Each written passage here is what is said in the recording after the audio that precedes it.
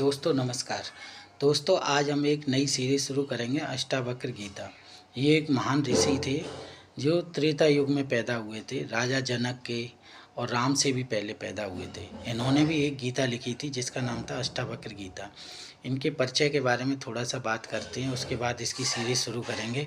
इनकी पूरी गीता है अष्टावक्र गीता, उसके एक एक श्लोक पर हम बहुत गंभीरता से गहन करेंगे, विचार करेंगे, डिस्कस करेंगे। तो दोस्तों अष्टावक्र गीता में इनके पिता का नाम करोड़ था, इनकी माता का नाम सुजाता था। ये त्रेता युग में पैदा हुए थे। अरुणी एक इनके नाना जी थे, उनके आश्रम में इनके शिष्य थे इनके पिताजी, और ये बहुत विद्वान थे, कई वेदों के ज्ञाता थे। इसलिए इन्होंने अपनी पुत्री सुजाता का विवाह करोड़ जी से कर दिया। आगे चल के इनके माँ के कोख में इनका जन्म हुआ, अभी ये पेट में ही थे, और इनकी माँ को इनके पिताजी वेदों के बारे में बातें कर रहे थे।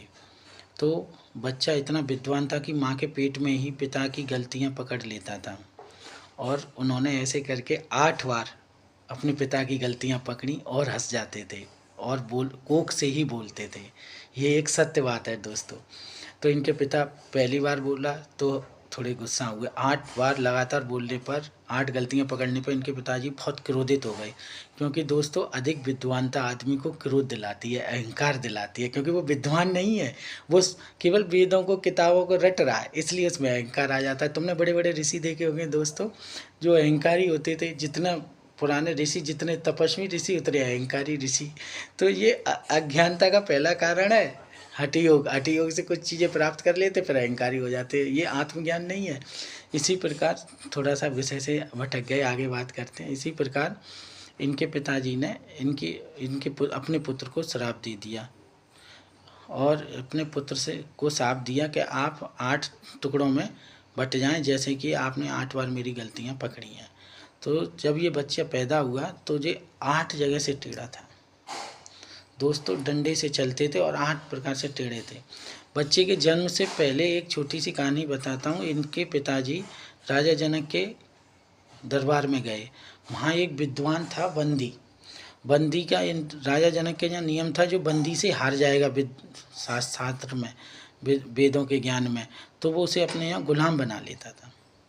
तो इनके पिताजी हार गए वहाँ पर, तो वो गुलाम बने रहे, और उसके बाद इनका जन्म हुआ। जब ये बड़े हुए तो इन्होंने अपने नाना से, अपनी माता से पूछा मेरे पिता कहाँ हैं, सभी के पिता होते हैं।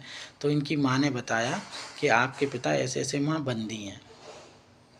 तो दोस्तों फिर ये अब बड़े हुए तो राजा जनक के दरबार में गए। वहाँ दरबारियों ने इनको देखा तो बहुत हंसने लगे कि ये टेढ़ा मेढ़ा आदमी हमसे शास्त्र करेगा, हमसे विद्वानता की बातें करेगा। बिल्कुल दोस्तों, लोग हंसे तो इन्हें बड़ा थोड़ा सा क्रोध आया। इन्होंने राजा जनक से कहा, राजा ये क्या आपने चमारों की सभा बैठा रखी है जिसमें सब चमड़ी को देखते हैं।